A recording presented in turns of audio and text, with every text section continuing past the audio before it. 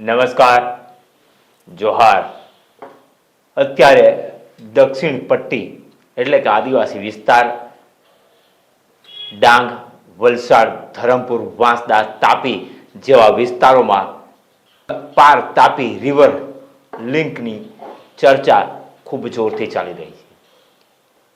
નેતાઓના નિવેદન આવ્યા બાદ રાજકારણમાં પણ ગરમાટો જોવા મળી રહ્યો છે. અંદરના નિવેદનથી પણ રાજકારણ ગરમાઈ રહ્યું છે. સૌપ્રથમ નિવેદન આવ્યું CR પાટીલ સાહેબનું.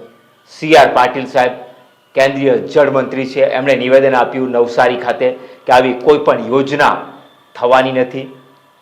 તુષારભાઈ ચૌધરીને પૂછ્યું છે કે આપ તો લોકસભામાં રાજ્ય કક્ષાના મંત્રી પણ રહ્યા છો, લોકસભાના સભ્ય પણ રહ્યા છો, એમને ખબર હોવી જોઈએ કે આવી કોઈ યોજનાનો DPR ક્યારેય લોકસભામાં રજૂ કરવામાં આવતો નથી.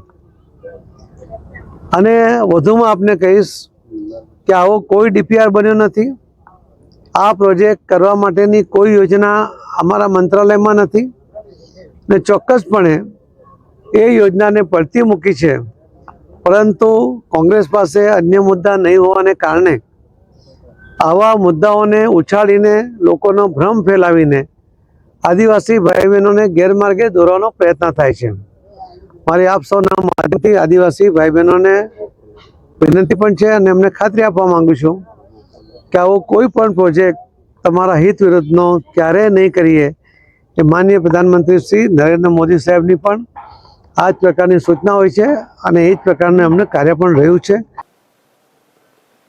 CR પાટીલ સાહેબને સાંભળ્યા ત્યારબાદ તરત જ વાંસદા ચીખલીના કદ્દાવર નેતા જેમના આગેવાની હેઠળ તાપી પાર રિવર લિંક યોજના 2022માં કે તાપી પાર રિવર યોજના મોકૂફ રાખવામાં આવી છે, રદ કરવામાં આવી છે.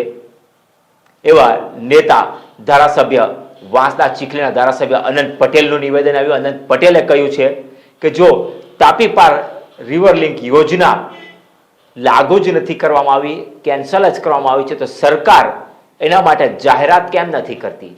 સરકારના મંત્રીઓ આવીને જાહેરાત કેમ નથી કરતા?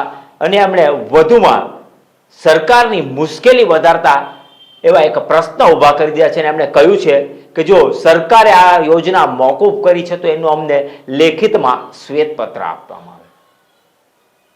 વધુમાં એમણે એક બીજી માંગણી પણ કરી છે કે જે મહા આક્રોશ રેલી 14 તારીખે ધરમપુર ખાતે કરવામાં આવી છે, એ રેલીમાં આવી મંત્રી અથવા સાંસદ આવી અને પોતે રજૂઆત કરે કે આ યોજના રદ કરવામાં આવી છે અને એનું અમને લેખિતમાં પણ આપવા તૈયાર છે અને લેખિતમાં શ્વેતપત્રની પણ એમણે માંગણી કરી છે. આજે જે રીતે સાંસદ CR પાટીલે નિવેદન આપ્યું કે આવું કોઈ પણ DPR રજૂ થયો નથી અથવા DPR બન્યો નથી, તો મારે એટલું જ પૂછવું છે, DPR ન બન્યો હોય કે આ યોજના ન થવાની હોય તો હવે આદિવાસી સમાજ તમારો વિશ્વાસ કરવાના નથી. તમારે જો આદિવાસી સમાજનો વિશ્વાસ સંપાદન કરવો હોય તો આ યોજના હવે પછી કરવામાં આવશે નહીં એવું લેખિતમાં આપો, નહીં તો લોકસભામાં વ્હાઇટ પેપર શ્વેતપત્ર રજૂ કરો કે આ યોજના કદી પણ બને નહીં અને આ યોજના કોઈ પણ દિવસ આ વિસ્તારમાં ડેમ બનશે નહીં એવું વ્હાઇટ પેપર તમે રજૂ કરો. આદિવાસી સમાજ જાગી ગયો છે.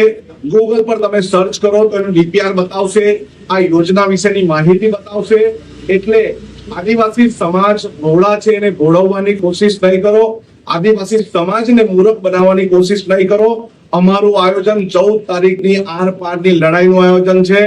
અમે એ દિવસે ધરમપુરમાં મોટામાં મોટી રેલી કાઢીને આદિવાસી સમાજનો જન આક્રોશ લોકો સુધી પહોંચાડીશું.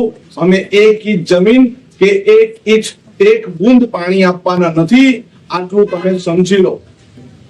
લડેંગે જીતેંગે. આ માંગણી સાથે જ નેતાઓએ જે નિવેદન કર્યા છે આ રદ છે યોજના, કારણ કે આ યોજના કેન્સલ ફક્ત નેતાઓએ કરી છે, નિવેદનમાં કેન્સલ કરી છે, પણ DPR રિપોર્ટ ઉપર મુકાઈ ગયો છે. એ પણ અનંત પટેલે જાહેર કર્યા છે. ત્યારબાદ ટૂંક જ સમયમાં નિવેદન આવ્યું છે, પ્રેસ કોન્ફરન્સ કરી છે સાંસદ ધવલ પટેલે, અને ધવલ પટેલે પણ કોંગ્રેસના નેતાઓ પર કથાકથિત ધારાસભ્યના આરોપ લગાવ્યા, એમણે ગેરમાર્ગે દોરવાના આરોપો લગાવ્યા. સાંસદ ધવલ પટેલ જે નિવેદન આપ્યું છે કે હું ગેરંટી આપું છું કે આ યોજના કેન્સલ છે, એ ગેરંટીમાં સાંસદ ધવલ પટેલ ઉલઝી રહ્યા હોય એવું લાગી રહ્યું છે. કારણ કે અનંત પટેલની એક જ માંગ છે, 14 તારીખની મહાઆક્રોશ રેલીમાં વિસ્તારના સાંસદ અથવા કોઈ કેન્દ્રીય મંત્રી આવી અને આદિવાસી સમાજને વિશ્વાસમાં લઈ અને જાહેરાતમાં કહે કે આ પ્રોજેક્ટ સદાના માટે કેન્સલ છે, હંમેશ માટે કેન્સલ છે, અને શ્વેતપત્ર અમે અમારી સરકાર પાસે તમને અપાવશું એવી બાંહેધરી આપે તો જ આદિવાસી સમાજને વિશ્વાસ રહેશે કે હવે પછી આ વિસ્તારમાં ડેમ નહીં આવશે. પ્રમુખ પાર્થાપી બારકુભાઈ રાઉત. મિત્રો, આપણે 14 તારીખના રેલીના સંદર્ભમાં જે જૂઠા લલો બોલી રહ્યા છે કે પાર્થાપી પ્રોજેક્ટ નથી, તો એમને મારે પ્રમુખ તરીકે પૂછ્યું છે કે પ્રોજેક્ટ નથી તો પછી તમે જો ડીપીઆર તૈયાર કર્યો એમાં નવા ડેમ 2 આવી ગયા, 7 ને બદલે 9 થઈ ગયા, તો એ ક્યાંથી આવ્યું? જો પ્રોજેક્ટ જ તૈયાર નહીં થતો તો એ વસ્તુ આવતે જ નહીં.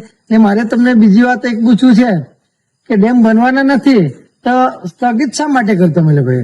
અત્યારે પણ CR પાટીલ સાહેબ બોલી ગયા થોડાક કલાકો અગાડી કે આ ડેમ નથી ને ડેમની પ્રોજેક્ટની ફાઇલો સ્થગિત કરવામાં આવે છે. સ્થગિતનો મતલબ સાહેબ અમે પણ સમજીએ છીએ કે એને હાલ પૂરતું તમે લોકોએ બંધ કર્યો છે. પણ સાહેબ મારે તમને એક સવાલ પૂછવો છે કે બંધ તો કર્યો છે તમે લોકોએ, પણ ત્યાં સંસદમાં જે પ્રશ્ન પૂછાયો એ પ્રશ્નના જવાબમાં પ્રોજેક્ટનો ડીપીઆર તૈયાર થઈ ગયો, 1700 પાનાનો લગભગ ડીપીઆર તૈયાર થઈ ગયો છે અને નવા ડેમોને એમાં સમાવેશ કરવામાં આવ્યો છે. તેનો અમને તમે આવો, અમારા સ્ટેજ પર આવો, તમને વેલકમ છે અને એનો તમે ખુલાસો કરી આપો.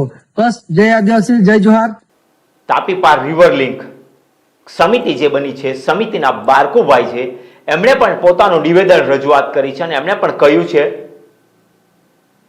કે જો ડીપીઆર મૂકવામાં નથી આવ્યો તો પછી લોકસભામાં શું કરે છે, ડીપીઆર ગૂગલ ઉપર શું કરે છે, ડીપીઆર કમ્પ્લીટ છે એ રીતની વાતો કેમ ચાલે છે, ન્યૂઝપેપરમાં કેમ આવે છે, એવા પણ એમણે સવાલ ઉભા કર્યા સાંસદશ્રીના જવાબ ઉપર, સાંસદશ્રીના નિવેદન ઉપર. અને એમણે કહ્યું છે કે હવે આદિવાસી સમાજ જાગૃત થયો છે, હવે આદિવાસી સમાજ તમારી લોભ લાલચની વાતમાં નહીં આવે, કારણ કે આદિવાસી સમાજને તમે એક વખત ઉલ્લુ બનાવી ચૂક્યા છો 22માં, અને ત્યારબાદ ફરી પાછો આ ડીપીઆર રિપોર્ટ મૂકી અને આદિવાસી સમાજને ફરી પાછા તમે ગેરમાર્ગે દોરો છો એવું પણ બારકુભાઈએ કહ્યું છે.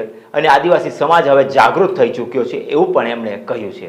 પણ આવનાર 14 તારીખે જોવાનું રહેશે કયા સાંસદ, કયા નેતા આવે છે, જાહેરમાં આદિવાસીઓને સંબોધન કરે છે અને આદિવાસીઓનો વિશ્વાસ જીતે છે એ પણ જોવાનું રહેશે. અને શ્વેતપત્રની માંગ સાથે આદિવાસી સમાજના બધા જ લોકોની એક જ માંગ છે કે શ્વેતપત્ર આપે, સંસદ લોકસભામાં શ્વેતપત્ર રજૂઆત કરવામાં આવે અને શ્વેતપત્રમાં લેખિતમાં આપવામાં આવે કે હવે પછી આ પ્રોજેક્ટ સદંતર માટે સ્થગિત કરવામાં આવે છે એવી ધારાસભ્ય અનંત પટેલની માંગ છે, ડેમ બચાવો સમિતિના બારકુભાઈ અને એમની ટીમની માંગ છે, અને સમસ્ત આદિવાસી વિસ્તારમાં વિસ્થાપિત થતા લોકોની એક જ માંગ છે કે આ શ્વેતપત્ર જ્યાં સુધી નહીં મળશે ત્યાં સુધી આંદોલન ચાલુ રહેશે અને આર પારની લડાઈ ચાલુ જ રહેશે.